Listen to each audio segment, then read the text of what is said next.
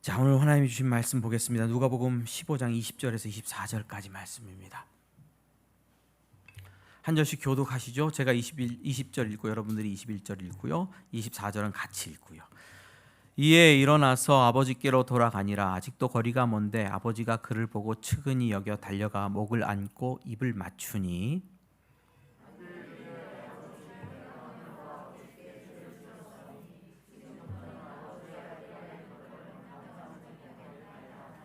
아버지는 종들에게 이르되 제일 좋은 옷을 내어다가 입히고 손에 가락지를 끼우고 발에 신을 신기라.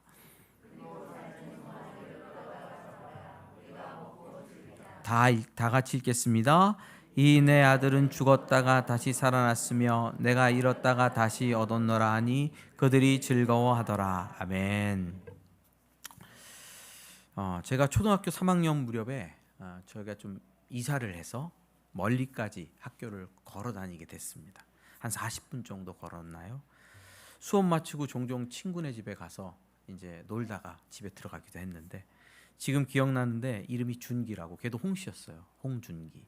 제가 다른 친구들 이름을 기억 못 하는데 기자 돌림이 학렬이 나보다 낮아서 제가 기억납니다. 가면은 준기가 꼭 엄마한테, 그때 라면 먹는 게 되게 귀한 거여서 엄마 라면 끓여줘, 친구 왔으니까. 그러면 어머님이 라면 끓여주셨는데 걔가 꼭 계란 풀어서 넣고 해줘. 그리고 계란 푸른 라면 먹고 놀고 한 4시쯤 집에 이제 오면 가을이 되면 좀 어스름하잖아요. 그러면 그때 마음에 좀 굉장히 약간 불안한 마음이 이게 생겼어요. 빨리 집에 가야 된다, 이런 불안한 마음, 어스름해지면. 그러면은 이제 흔들리는 책가방을 메고 걷다 뛰다, 그래서 이제 집으로 돌아가는데 집으로 돌아오는 길에 저는 장안교라고 중랑천을 건너야 됐거든요, 다리를. 그래서 쭉 건너가면 이제 어머니가 나와서 기다리고 계셨어요. 근데 그때 생각해 보면 스마트폰이 있어서 뭐 문자로 몇 시에 도착한다 이런 것도 아닌데 이제 뚝방에 나와서 기다리시는 거예요. 지금 생각해 보면 언제 나와서 서 계셨는지를 알 수가 없는 거죠. 그렇죠? 30분 기다리셨는지 1시간 기다렸는지 알 수가 없는 거지. 아들이 언제 올지 어떻게 알겠어. 근데 기다리고 계시면 만나서 이제 집으로 들어갔는데 어머님을 뵈면 마음이 안심이 되는 거 있잖아요. 그 어린 마음에 한 40분 거리에 이 불안한 마음으로 막 달려왔을 때 안심이 되고 평안한 마음이 들었다, 이런 생각이 듭니다. 어머님이 기다리셔서 만나고 평안을 누리고 그 다음부터는 생각이 안 나요. 평안하니까. 어떻게 집에 들어가서 뭐 했는지 아무 생각이 없어요. 기다림은 만남을 준비하는 거잖아요. 그리고 기다리면 만나게 되고, 이제 제가 조금 이제 50세 이렇게 되니까 자녀들을 기다리기도 하고, 때때로 일 갔다가 퇴근하는 아내도 한 번씩 기다리기도 하고, 카페 사장으로 매일매일 손님 기다리기도 하고. 그런데 기다리면 결국 만나게 됩니다. 기다림이란 단어를 가지고 우리 하나님을 조금 이해하고 생각해 볼 수 있습니다. 우리가 하나님을 만날 수 있는 이유가 뭐냐 하면 하나님께서 기다리시기 때문입니다. 하나님은 우리를 기다리고 계십니다. 오늘도 그 기다림에 대해서 예수님께서 한 가지 이야기에 빗대어서 우리에게 알려주셨는데, 그것이 오늘 읽은 누가복음 본문입니다. 한 아버지가 있었어요. 그리고 두 아들이 있었고요. 둘째 아들이 아버지한테, 아버지 나한테 내게 올 유산을 미리 좀 물려주십시오. 이 말은 아버지가 죽었으면 좋겠다 하는 뜻과 같습니다. 아버지는 이상하게도 이 아들에게 자기 아들의 몫을 떼어서 나눠 줍니다. 고대 근동 사회에서 이렇게 요구하는 아들을 어떻게 하죠? 죽입니다. 가만두지 않습니다. 이런 요구는 불경한 요구이기 때문입니다. 아버지가 안 죽이더라도 마을 사람들이 죽입니다. 마을을 유지하기 위해서. 그런데 아버지는 나눠 줍니다. 며칠이 안 돼서 재산을 가지고 다 정리해가지고 먼 나라로 떠나가서 거기서 먹고 마시고 창기와 함께 모든 재산을 탕진합니다. 근데 그때 마침 기근이 들어서 먹을 것이 없는 거예요. 그래서 취직을 했는데 어디 취직하냐 하면 이 둘째 아들이 돼지 치는 데 취직을 합니다. 돼지를 치는 데 취직을 했는데 너무 먹을 게 없으니까 돼지가 먹는 쥐엄나무 열매도 자기의 입에 들어오지 않을 정도로 공궁한 지경에 빠집니다. 거기서 자기 아버지를 생각해요. 그리고 아버지 집에 품꾼을 생각해요. 야, 우리 아버지 집에는 그래도 배불리 먹는 품꾼이 있지 않냐. 내가 이제 다시 아버지께로 돌아가자. 그리고 아버지 앞에 내가 아들이 아닙니다. 죄인입니다. 나를 품꾼으로 여겨주시옵소서 이렇게 얘기하자. 그리고 일어나서 집으로 돌아옵니다. 그런데 그가 먼 길을 걷고 걸어서 막 동네 어귀에 도착했을 때에 한 노인이 막 뛰어오죠. 이 장면을 누가복음이 이렇게 기록합니다. 이에 일어나서 아버지께로 돌아가니라. 아직도 거리가 먼데 아버지가 그를 보고 측은히 여겨 달려가 목을 안고 입을 맞추니. 자, 영어로 보면 동사가 4개가 아주 굉장히 분명하게 보이는데 한국은 좀 연결된 언어로 있어서 조금 아쉽긴 합니다. 아버지는 그를 보았죠. 그리고 측은히 여겼습니다. 그리고 달렸습니다. 그리고 목을 안았습니다. 입을 맞추었습니다. 종들에게 이렇게 말합니다. 잃었던 내 아들이 돌아왔다 라고 소리 지르면서 잔치를 준비하라고 명령합니다. 보았고 측은히 여겼고 아버지는 달렸고 목을 안았고 입을 맞추었습니다. 5개의 단어가 굉장히 명확하게 보입니다. 이때 조금 더 해설을 곁들여 드리면 이 당시에 이 아들은 배은망덕하고 아버지를 배신한 아들입니다. 만약 이 아들이 돌아온 것이 마을 사람들에게 먼저 발견되면 마을 사람들이 이 아들을 가만두지 않습니다. 잡아다가 해코지를 하든지 죽일 수도 있습니다. 굉장히 불경한 아들이기 때문입니다. 아버지가 왜 달리죠? 아버지가 왜 기다려야 되죠? 아버지가 먼저 발견해야 아들을 보호할 수 있기 때문입니다. 이 본문은 많은 이야기를 담고 있습니다. 그러나 무엇보다 아버지의 기다림에 대한 이야기를 전합니다. 아버지는 둘째 아들을 기다리고 있었고 돌아올 때까지 그 자리에서 몇 날 며칠을 계속 아들이 떠난 순간부터 아들이 돌아올 때까지 바라보고 계셨을 겁니다. 찾아오면 맞이하려고, 불쌍히 여겨주려고, 달려가서 안아주려고, 입 맞춰주려고 기다리고 있었습니다. 자, 하나님 아버지에 관한 말씀입니다. 예수님은 이렇게 말합니다. 하나님 아버지가 이 이야기의 아버지와 같다. 그가 우리를 기다리고 계신다. 잠언 8장 17절 말씀입니다. 나를 사랑하는 자들이 나의 사랑을 입으며 나를 간절히 찾는 자가 나를 만날 것이다. 시편 9편 10절입니다. 여호와여 주의 이름을 아는 자는 주를 의지하오리니 이는 주를 찾는 자들을 버리지 아니하심이니이다. 성경은 우리가 하나님을 찾으면 만나게 된다 이렇게 말합니다. 오늘 우리는 하나님의 기다리심 앞에 놓여 있습니다. 우리가 하나님 앞에 나아갈 수 있고 나아가면 우리를 기다리시던 하나님을 만나게 되어 있습니다. 기도할 수도 있고요. 말씀을 읽을 수도 있고요. 그렇죠? 이렇게 예배할 수도 있습니다. 여러분 하나님 만나셨습니까? 할렐루야. 하나님을 경험하고 있습니까? 그래서 하나님을 알아가고 있습니까? 그래서 하나님으로 채워지고 있습니까? 하나님과 교제가 이어지고 그래서 회복되고 치료되고 충만케 되고 그런 삶 가운데 여러분들이 놓여 있습니까? 아직도 못 만나셨습니까? 한번 여쭤볼게요. 아직도 못 만나셨습니까? 그럼 이유가 딱 한 가지입니다. 다른 이유 없어요. 하나님을 찾지 않으셨기 때문에. 찾아가면 반드시 만나게 되어 있습니다.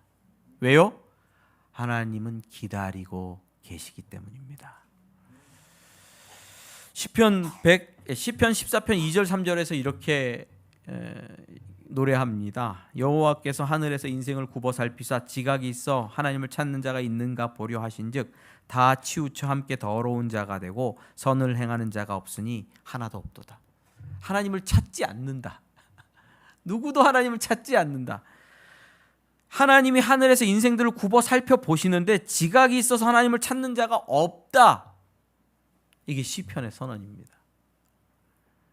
생명하러 인도하는 문은 좁고 길이 협착하여 찾는 자가 적음이라. 마태복음 7장 14절. 우리가 하나님을 만나지 못하는 이유는 하나님께서 멀리 계시기 때문에 그런 것이 아닙니다. 하나님께서 안 보이시기 때문에 그런 것도 아닙니다. 하나님이 너무 작아서 발견할 수 없는 것도 아닙니다. 하나님은 공기처럼 그냥 이렇게 떠다니시기 때문에 우리가 잘 느끼지 못하는 것, 그것 때문도 아닙니다. 찾지 않기 때문입니다. 심지어 하나님께서는 자기를 찾는 자가 있는가 보려고 하늘에서 굽어 살피고 눈을 뜨고 계시다는 거죠. 만나 주시려고 기다리고 계시죠. 그런데도 만나지 못한다면 찾지 않아서 그런 겁니다. 목사님, 저는 기도했는데요. 여태껏 기도했는데요. 여태껏 구했는데요. 아닙니다. 기도했지만 하나님을 찾진 않았을 수 있습니다. 기도 제목을 찾았습니다. 기도 제목을. 돈을 찾고 명예를 찾고 권력을 찾고 욕망을 찾고 헛된 평화를 찾았지 하나님을 찾지 않아서 그렇습니다. 애를 잘 봐야 되는데. 기도 제목을 찾았다고요. 돈을 찾았다고요. 그냥 응답만 찾았다고요. 하나님을 안 찾았다고요. 여러분들 기도를 한번 생각해 보세요. 하나님을 찾은 기도인가? 제가 수십 년 그러고 있었더라고요. 그러니까 하나님이 안 만나지더라고요. 여러분, 기도의 방향은 하나님을 찾는 거여야 하죠. 그러면 만날 수 있습니다. 하나님 아버지가 기다리고 계십니다. 만나 주시려고 서성거리고 계십니다. 우리 이렇게 기도해야 됩니다. 그래서 하나님 거기 계십니까? 내가 아버지를 만나기를 원합니다. 내 인생에 들어오셔서 나를 다스려 주십시오. 내 마음에 들어오셔서 나를 만져 주십시오. 주님을 찾습니다. 주님, 나도 주님을 기다립니다. 기도를 한번 해보세요. 2023년 기다리시는 우리 아버지 하나님 앞으로 가까이 나가는 시간이 되면 좋겠습니다. 그렇죠? 방법은 기도할 수 있고요. 무릎 꿇고 또 바이블 타임 읽으면서 그 말씀 속에서 주의 음성을 들을 수도 있고요. 이런저런 방법으로 몸부림치다 보면 하나님 앞으로 나아가는 것이 무엇인지 성령께서 인도해 주실 겁니다. 물론 저도 함께 돕겠습니다. 2023년 기다리시는 주님 앞으로 나아가서 하나님을 만나는 축복 있기를 주님의 이름으로 축원합니다. 그러면 만나면 어떤 일이 일어나요? 사귐이 일어나겠죠. 만나면 하나님을 알게 되고 하나님과 교제가 열려지게 됩니다. 무릇 내가 사랑하는 자를 책망하여 징계하노니 그러므로 내가 열심을 내라 회개하라. 볼지어다 내가 문 밖에 서서 두드리노니 누구든지 내 음성을 열고 문을 열면 내가 그에게로 들어가 그와 더불어 먹고 그는 나와 더불어 먹으리라. 마음을 열면 주님께서 들어와서 함께 먹으신대요. 서로 같이 먹는데요. 같이 밥 먹는 건 뭐라 그러죠? 교제가 시작되는 거잖아요. 서로 사귀는 관계잖아요. 그렇죠? 밥 먹는 관계. 밥 한번 먹자. 같이 식탁에 둘러앉자. 우리도 2주에 한 번씩 김밥이라도 먹어야 이 얘기가 좀 통하고 더 알아가는 관계로 발전하지 않겠습니까? 기다리시는 주님 앞에 나아가면 주님께서 이렇게 말씀하시는 거죠. 밥 한번 먹자. 매일 나랑 같이 식탁을 같이 쓰자. 그러면서 서로 알아가자. 함께 교제해 가자. 이렇게 말씀하십니다. 볼지어다 내가 문 밖에 서서 두드리노니 누구든지 내 음성을 듣고 문을 열면 내가 그에게로 들어가 그와 더불어 먹고 그는 나와 더불어 먹으리라. 주님의 음성이 어디에 있습니까? 지금 여기 있습니다. 주님께서 말씀하시잖아요. 내가 기다리고 있다. 문을 열어라. 같이 밥 먹자. 사귐에 대해 오해하는 사람들이 있어요. 그 오해 중에 하나는 하나님과 교제를 오해하는 사람은 기도의 응답으로 좀 한정지어서 하나님과 관계를 생각하는 분들이 있습니다. 그래서 이런 거죠. 단순히 기도하는 방법, 하나님과 사귄다고 생각하고 하나님을 만난다고 생각하면 뭔가 기적을 경험했다 이런 식으로만 생각을 해요. 그래서 내가 사업이 막혀 있고 망할 위기에 있었는데 하나님께 기도했더니 하나님께서 기적을 보여주셔서 열어주셨다. 내가 암이 걸렸는데 하나님께 기도했더니 하나님께서 암을 낫게 해주셨다. 나 하나님 만났다. 기도의 응답 차원으로만 하나님과의 교제를 한정지어서 생각하는 오해가 있습니다.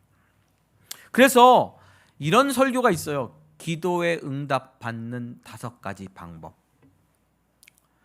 제목부터가 불경스럽습니다. 이런 제목의 설교가 있다면 웬만하면 듣지 마십시오. 한번 생각해 볼게요. 제가 돈 많은 재벌이에요. 그럴 리는 없지만. 근데 이렇게 말하는 거예요. 누가? 저 재벌한테서 돈을 뜯어내는 법 5가지. 내가 너한테 강의해 줄게. 그럼 듣는 재벌이 얼마나 기분이 나쁘겠습니까? 재벌을 뭘로 봐요? 돈 주는 기계. 그렇죠? 그 정도로 취급당하는 거죠. 그러면 기분이 나빠요. 사람을 대상화하면 기분이 나빠요. 사람을 대상, 물건처럼 여긴다 그러면 기분이 나빠요. 사람은 인격이니까. 그 사람에게 돈을 뜯어낸다. 그 사람을 돈벌이로 생각한다. 그렇죠? 그 사람을 내 유희의 대상으로 생각한다. 내 쾌락의 대상으로 생각한다. 뭐 성적 대상화, 여자들을 그렇게 생각하면 기분이 나쁜 거죠. 하나님은 우리와 같은 인격이시죠. 그분에게 기도의 응답을 따내는 5가지 방법. 야, 내가 뭐 니네 기도 응답 들어주는 기계니? 내가 자동 판매기야? 5가지 방법, 7가지 방법, 뭐 3가지 스텝. 하나님을 향하여 법칙을 만드는 그 자체가 불경합니다. 하나님을 어떤 원리, 기계, 하나님을 대상화하는 불경스럽고 불손한 방식으로 하나님께 접근하는 겁니다. 제발 이런 방법을 그치십시오. 그치십시오. 하나님과 사귐이 없고 하나님은 그냥 문제를 해결하신다. 기도는 핵무기보다 강하다. 하나님께 때를 써라. 이렇게 가르치는 것은 무례한 것이고 하나님을 격하시키는 행위입니다. 한국 사회는 부모와 자식 간에도 인격적인 관계가 잘 형성되질 않아요. 부모와 자식 간에 그래서 사랑한다 이렇게 말 못합니다. 잘했다 칭찬하는 것도 굉장히 어렵습니다. 부모가 자식에게도. 그리고 자식이 부모에게 감사합니다 고맙습니다 말하는 것도 굉장히 힘듭니다. 인격적 관계가 잘 형성되지 않아서. 그런데 하나님과도 그런 관계에 있어요. 자꾸 돈 달랠 때만 필요한 거예요. 하나님과 사귐의 관계를 경험하지 못한 뭐랄까요? 너무 1차원적 그리스도인들이 많다 하는 생각을 해봅니다. 하나님은 기다리시죠? 기계는 기다리지 않습니다. 하나님은 사귐을 위해서 기다리십니다. 그 자리로 나아가기를 갈망하는 2023년 되시기를 주님의 이름으로 축원합니다. 또 사귐 하니까 하나님과의 사귐은 어떤 미팅 정도로 생각을 해요. 미팅 정도로. 미팅 해보셨습니까? 뻔질나게 제가 할 때가 있었습니다만 윤소영 사모님을 만난 다음에는 내가 안 했습니다. 진짜 한 번도 안 했습니다. 맹세코. 그전에는 많이 했습니다. 사귐이라고 하니까 미팅 같은 걸 연상하는데 낯선 이성이 만나가지고 통성명하고 나이 물어보고 직업 물어보고 그렇게 하는 것이 사귐의 본질이라고 생각하는 경우가 있는데요. 그건 시작일 수는 있지만 사귐 자체는 아니죠. 그렇죠? 그 한 번으로 족한 거잖아요. 통성명 물어보고 뭐 하는 것. 우리 애들은 뭐 솔로 지옥인지 뭐 그거 맨날 날마다 보던데. 하여튼 그런 방식의 사귐은 사귐이라 말하기가 좀 어렵죠. 그보다는 함께 먹고 마시는 과정이 필요하고 함께 고난과 역경을 이겨나가는 과정이 필요하고 그러면서 말씀하시고 말씀대로 약속을 지키시는 하나님을 경험하는 것도 필요하고 그리고 연약하고 부족함에도 불구하고 용납하시고 받아주시는 분인 것을 알게 되는 것도 필요하고 그래서 더 신뢰하게 되고 더 의지하게 되고 더 기도하게 되고 이런 모든 일이 삶 속에서 일어나는 것이 교제고 사귐이죠. 삶이라는 터전에서 우리는 주님과 깊은 사귐의 관계를 이어가고 누리게 됩니다. 그런데 어떤 분들은 이 사귐을 그냥 그냥 한번 만나서 통성명하는 정도로 조금 더 나가면 그분의 음성을 기다리는 것으로 이렇게 바꿔버리는 경우가 있습니다. 한번 생각해 볼까요? 저는 예수전도단에 있었으니까 하나님의 음성 들으라는 얘기를 굉장히 많이 들었습니다. 예수님의 음성에 귀를 기울여 보세요. 귀를 기울이지 않아서 듣지 못하는 거예요. 예수님은 언제나 말씀하고 계십니다. 언제나 말씀하고 계십니다. 귀를 기울이지 않아서 듣지 못하는 거예요. 한번 물어봅시다. 예수님은 언제나 말씀하고 계신가요? 매일매일 말씀하고 계세요? 수다쟁이에요? 날마다 말만 하고 있게? 하나님은 날마다 말씀하시는데 우리가 못 듣는 거예요? 하나님의 말씀은 천둥보다 힘이 약합니까? 그렇게 말씀하시는데 못 듣게? 하나님이 그렇게 날마다 반복적으로 내게 말씀하시는데 내가 못 듣는 이유는 뭡니까? 단순히 그런 차원에서 하나님과 교제, 하나님의 음성을 듣고 하나님 교제하는 방법을 따라가면 실패하게 되어 있습니다. 신앙이. 그렇게 안 됩니다. 자, 한번 볼게요. 성경의 인물들 노아, 아브라함, 모세, 여수아, 다윗, 엘리야 등등 한번 생각해 보세요. 이들은 고민이 없었을까요? 모세는 고민이 없었을까? 모세 어디서 죽었죠? 느보산에서 죽었어요. 가나안 땅에 못 들어갔어요. 왜? 하나님이 반석에서 물을 내라 그러는데 반석을 쳤어요. 승질 한번 부려가지고 가나안 땅에 못 들어갔어요. 날마다 하나님처럼 대화하는 모세였지만 그런 방식이 아니에요. 삶 속에서 하나님을 알아가는 방식으로 사귐이 이어지는 거지. 모세처럼 음성으로 하나님과 대화한 사람은 없어요. 자, 아브라함은요. 하나님 약속하셨죠. 아들 준다 그러고 땅 준다 그러고. 근데 아들도 안 주고 땅도 안 주고 아우. 하나님과 날마다 아브라함이 음성으로 교제하셨으면 그러지 않았겠죠. 근데 아들 준다 그러고 땅 준다 그러는데 대답도 없고 응답도 없으니까 사라의 몸종 하갈을 취해서 아들을 낳잖아요. 그게 누구예요? 이스마엘이잖아요. 매일매일 무슨 음성으로 인도받는 그러한 아브라함의 삶은 없었다. 엘리야는 왜 죽으려고 로뎀나무 밑에 가서 엎드려집니까? 엘리야는 왜 죽으려고 로뎀나무 밑으로 도망가서 엎드려집니까? 왜? 시편 1절이에요. 여호와여 어찌하여 멀리 서시며 어찌하여 환난 때에 숨으시나이까. 시편 1절 누가 쓴 거예요? 성경에 나올 정도면 대단한 신앙인이겠죠? 일단 누군지 모른다고 생각해요. 그렇지만 성경에 나올 정도면 우리보다는 엄청난 신앙인이겠죠. 부흥 강사 어떤 목사님보다 엄청난 신앙인이겠죠. 성경에 기록됐는데. 근데 그가 말해요. 여호와여 어찌하여 멀리 서 계시며 어찌하여 환난 때에 숨으시나이까? 주의 음성이 없다 이 말이에요. 귀만 기울인다고 해서 주의 음성이 막 들리는 그런 종류의 신앙은 없다 이 말이에요. 시편에는 어찌하여 계속 어찌하여 물어요. 왜 말씀 안 하시냐고. 시편 42편 9절. 내 반석이신 하나님께 말하기를 어찌하여 나를 잊으셨나이까? 내가 어찌하여 원수의 압제로 말미암아 슬프게 다니나이까? 나를 왜 잊었습니까? 하나님 왜 나를 잊었습니까? 원수가 나를 압제해서 내가 슬픕니다. 왜 잊으셨습니까? 하나님이 기억하는 것 같지 않아. 왜? 하나님 침묵하시니까. 말씀을 안 하시니까. 그런 때가 있다. 그런 때도 하나님과 사귐의 관계 속에 있는 거예요.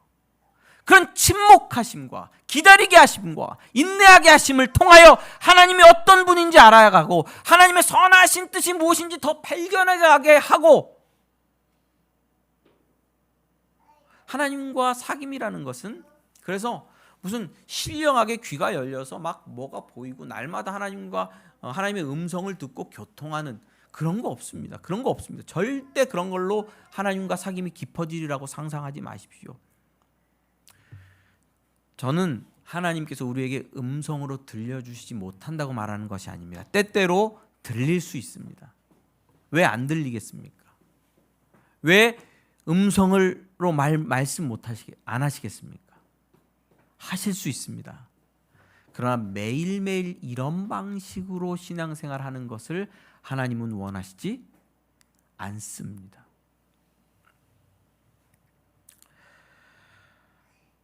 그렇죠? 시편 기자가 이렇게 탄식하는 것을 기억하시면서 하나님께 나아가는 사귐이 어떤 것인지 좀 생각해 보는 시간 되셨으면 좋겠습니다. 그냥요, 삶이라는 자리에서 아침에 일어나서 기도하고 주님을 경외하는 심령으로 오늘도 주님께서 내 인생을 지켜주십시오. 주님께서 주인입니다. 경외하고 살아가면요, 주님께서 반드시 말씀하십니다. 예? 주님의 말씀을 읽고 신뢰하고 순종하는 심령으로 오늘도 엎드리는 자세로 하루를 열심히 살면요, 하나님께서 때때로 케이스 바이 케이스 하나님께서 우리의 길을 인도해 주십니다. 알게 해 주세요. 왜요? 그분은 하나님이니까. 하나님 앞에 열린 심령으로 있는 그리스도인들이 하나님의 음성을 놓칠 수는 없습니다. 왜? 하나님의 음성은 명확하기 때문입니다. 여러분, 번개치는데 그 소리를 못 들을 사람이 있습니까? 하나님께서 말씀하시는데 어떻게 그리스도인들이 그 소리를 못 듣겠습니까? 경외하며 신뢰하는 믿음으로 하루하루 살아가는 사람들에게는 들리게 되어 있고 하나님을 알아가게 되어 있고 하나님을 경험하게 되어 있습니다. 어디서요? 삶 속에서 그런 사귐이 일어나게 되어 있습니다.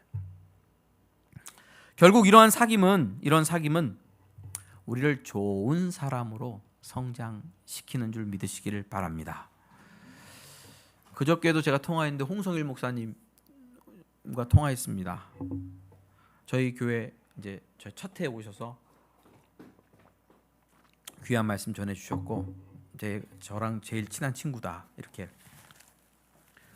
홍성일이니까 형제인 줄 알아요? 대학 다닐 때 처음 만났는데 그 당시 모차르트 레퀴엠 들으면서, 레퀴엠은 장성곡, 일찍 죽고 싶다고 나한테 그러더라고. 처음 만났는데 자긴 일찍 죽겠다 그러더라고. 그래갖고 미친나, 내가 속으로 미친나 그런 생각했죠. 아마 서울대학교 붙었는데 총신대학교 그냥 왔어요. 총신대는 수석으로 들어왔어요. 나랑 이게 하드웨어가 조금 차이가 커요. 근데 공부하고 나면 뭐 책을 읽잖아요. 읽고 나면 꼭 나한테 와가지고 리바이벌을 해.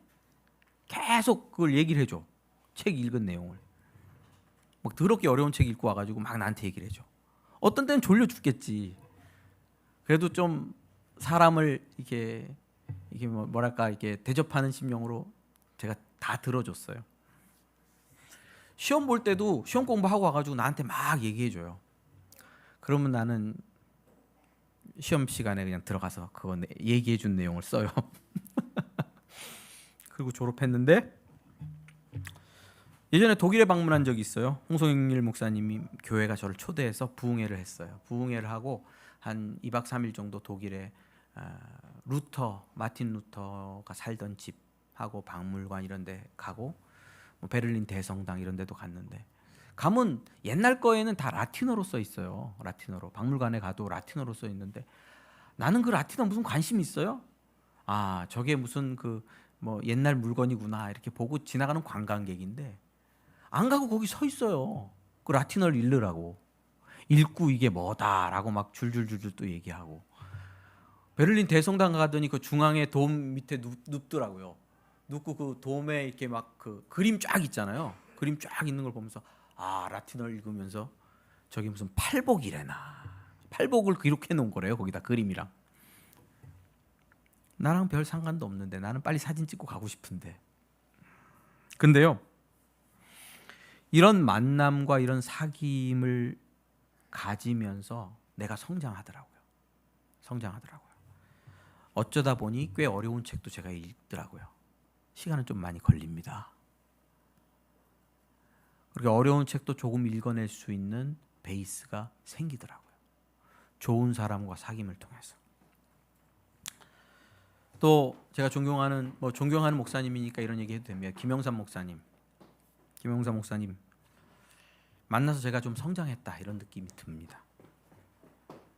참 어떠한 상황에서도 어떤 분노하지 않으세요. 제가 너무 놀랐어요. 그 이제 옆에서 또 아래서 계속 뵈면서 부교육자들이 큰 실수를 할 수도 있잖아요. 나 같았으면 진노의 번개를 날렸을 텐데. 아, 정말 어떻게 그러실까? 그리고 사역의 속도나 뭐 어디 여행 가서 속도나 이런 모든 속도가 어디 맞춰지냐면 목사님 굉장히 잘하시는 분이에요. 자전거를 타도 1타로 타시는 분이에요. 운동을 하면 무조건 1등이에요. 그런 분인데 뒤에 맞춰져 있어요. 속도를. 그러니까 얼마나 그 속도를 맞추려면 답답하시겠어요. 근데 속도를 맞추고 전체가 같이 움직이게 가세요. 하물며 노는 일도. 그러면서 어떻게 저렇게 가실까 보면 항상 속도를 맨 뒤에 못하는 사람, 못 쫓아오는 사람에게 맞춰서 같이 가시더라고요. 한 5년 뵈면서 어느새 그런 모습이 제 머릿속에 이렇게 자리를 잡아서 어떤 비슷한 상황이 딱 오잖아요. 그럼 그 모습이 생각이 나요. 그때 목사님께서 하셨던 언행이 생각나서 아, 나도 그러면은 한 박장 늦게 또 이 성정을 죽이면서 가야 되겠구나 라고 생각하게 되더라고요. 좋은 사귐, 좋은 사람과의 사귐은 나를 성장시키고 변화시키더라고요. 여러분, 주님과 만나면 어때요? 주께서 너희를 우리 주 예수 그리스도의 날에 책망할 것이 없는 자로 끝까지 견고하게 하시리라. 어떻게 책망할 것이 없이 견고한 자로 세우십니까? 너희를 불러 그의 아들 예수 그리스도 우리 주와 더불어 교제케 하시는 하나님은 믿으시도다. 고린도전서 1장 8절에서 9절. 예수 그리스도와 교제케 함을 통하여 우리를 그리스도의 날에 책망할 것이 없는 자로 세우십니다. 할렐루야. 아멘 하셔야 됩니다. 아멘 하셔야 됩니다. 예수님과 교제하는 삶은, 하나님과 교제하는 삶은 우리를 자라게 합니다. 책망할 것이 없는 자로 견고하게 하십니다. 그분과의 교제가, 그분과의 사귐이 우리를 그렇게 만들어 갑니다. 할렐루야. 그분과의 만나니까 나를 보게 되더라고요. 그래서 자꾸 그분께 나가면 회개하게 돼요. 내가 보이니까. 아, 내가 또 교만했구나. 내가 또 방심했구나. 내가 또 성급했구나. 하나님 날 용서해 주십시오. 주님 나를 용서해 주십시오. 그분과 만나고 교제하게 되면 내가 헛된 가치를 추구하고 있었다는 것이 자꾸 발견돼요. 내가 주님을 위해 목회하는 게 아니고 내 명예와 내 이름을 위해서 목회하고 있구나. 내가 잘못된 성장에 집착하고 있구나. 교회를 잘해서 나를 자랑하려고 하지 하나님의 뜻을 이루려고 하는 게 아니구나. 내가 사람들의 인기에 목말라 전전긍긍하고 있구나. 깨닫고 내려놓게 돼요. 한번 내려놓는 게 끝이 아니고 매일매일 날마다 또 내 굳은 마음, 딱딱한 마음을 계속 갈아엎으세요. 아, 내가 미워하고 있었구나. 내가 긍휼이 없구나. 내가 받아주지 못했구나. 내가 너무 좁구나. 내가 너무 딱딱하구나. 주님 갈아엎어 주십시오. 나를 갈아엎어 주십시오. 주님과 교제를 통해서 내가 부드러워지고 내가 새로워져요. 아직도 갈 길이 멉니다만 여러분, 여러분들이 저를 보면서 답답하실 수도 있어요. 너그러운 마음으로 봐주십시오. 주님의 마음으로. 저 목사가 더 주님과의 사귐이 깊어져야 되겠구나 생각하시면서 용납해 주시면 좋겠습니다. 여러분, 주님께서 우리를 기다리셔요. 2023년. 여러분들이 알고 있는 여러 가지 신앙의 방법들이 있을 것이에요. 다 좋습니다. 나가십시오. 주님을 찾으십시오. 만나게 되고 사귐이 시작되고 사귐이 이어지고 그리고 성장하게 될 것입니다. 주님 앞으로 나아가는 2023년, 기다리시는 주님을 발견하는 2023년 되시기를 주님의 이름으로 축원합니다. 기도하겠습니다.